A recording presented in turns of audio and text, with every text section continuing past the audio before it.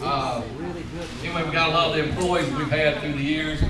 Some of them are not with us tonight, but the ones that are here, most of you know, is James over here. James Abel's been with us for a long time, and Kaz, neighbors, and Lois, my aunt over there, which y'all know Lois, and Jerry, my uncle, my dad's brother. Where's Jerry at? There's Jerry. And Andy's workforce, where's Andy at? And Clem, my cousin, and Brian, his brother, which is Larry's son, and Larry's my dad's brother over here. And I'm gonna forget somebody. Did I say Brian or did I? There's Brian. And then I've never worked here before. And then Matt's my son. I have never worked here. Nice meeting y'all. Matt's my son-in-law. They don't pay any attention to him. Huh? Cindy, my wife. Of course, y'all know Cindy. And Christy, my daughter. These are my two grandchildren. I think I know your name. Which one are you now? That's Arden and Brock. It's my son-in-law, Alex, and Chelsea, my youngest daughter. And about everybody else here I'm related to, I think. And Bailey's my cousin, niece. What is she to me? Cousin? She's a relative anyway. Huh? Oh, I forgot that one. And that's my favorite son, that one there. The one I forgot. That's Chaz. I know Chaz. And anyway, I just appreciate y'all coming out tonight so much. It means a lot to us, really. My dad started this business, and he actually did create this business. It wasn't, he did it by himself. It wasn't somebody that helped him along. He actually made this. Contrary to what you hear about the news today, he actually made this company from the ground up. And many of y'all know the struggles he had to actually create Clements Antiques. But the reality of it was he was a product of the Depression, and he quit combustion and started the antique business, and he told me from that point on he never worked another day in his life. So anyway, me and you guys, some of the older guys, remember when we first got the first containers in, we only had one building. That was up the road actually, but they used to unload the containers and they would pull them off the truck, and we'd actually unload the stuff. I wasn't even born at that time.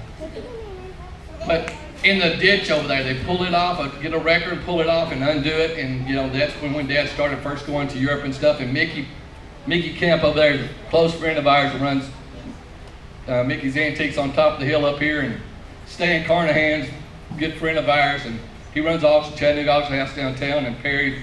And we just appreciate all you guys coming out. And we consider you not competitors, but our friends.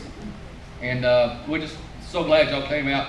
And Mickey's been, I think you auctioned with Dad of what, 60, you said you've been in business 60 years, right? Yes, sir.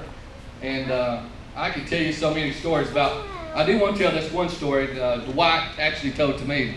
And Dwight runs a pawn shop over here in Hickson. You might have seen Dwight's swap shop down there. Anyway, Dwight was saying, you know, Charlie, I came to the antique shop one time, and your dad was up front with Johnny Cash.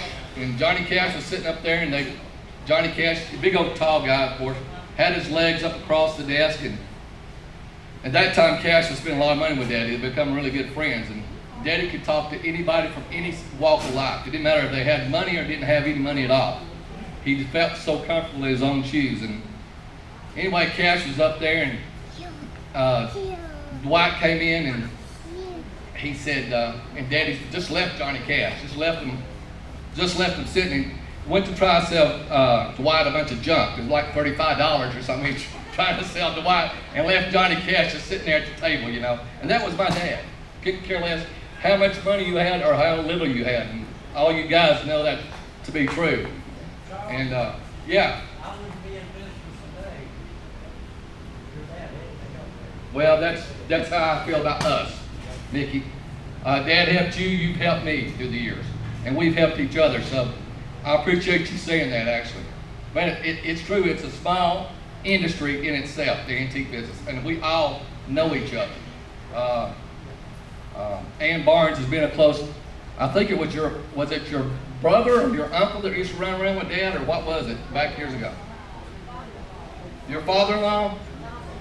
Lawson Barnes used to run around with Dad. They used to buy antiques together. And Ann had a shop down in Atlanta, and they run B&P Lamps over in McMinnville, and I guess we've known each other round about for I don't know how many years, but anyway, close friends of ours. And she was bringing stuff in from Argentina. We were buying stuff from her and another guy that was bringing stuff in from Argentina, great stuff actually.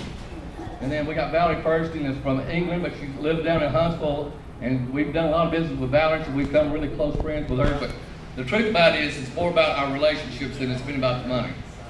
And that's what really means the most to me.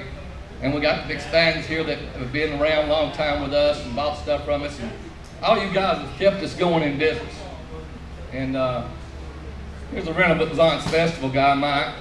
Have y'all ever been to the Renaissance Festival over towards, I'll call it, what is that called between Franklin and where does that you actually live over there? Tri-Union is mainly Arrington, Tennessee. What? Arrington? Arrington? Yeah, but it's halfway between Murfreesboro and Franklin. When you get on 840, you run across there, you're going to see two big towers. And everybody thinks he's a nut, but he's not really that crazy. But he's different. But he's got a castle over there. They do the Renaissance Festival over there. And Mike bought stuff from us for quite a while.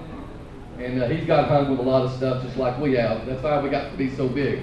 We bought stuff at too much money, now we're living with it. You might want to say. But anyway, saying all that, I do appreciate everyone coming out tonight. I hope you have a good time. We're going to have a little bit more music. Then we're going to have a charity auction.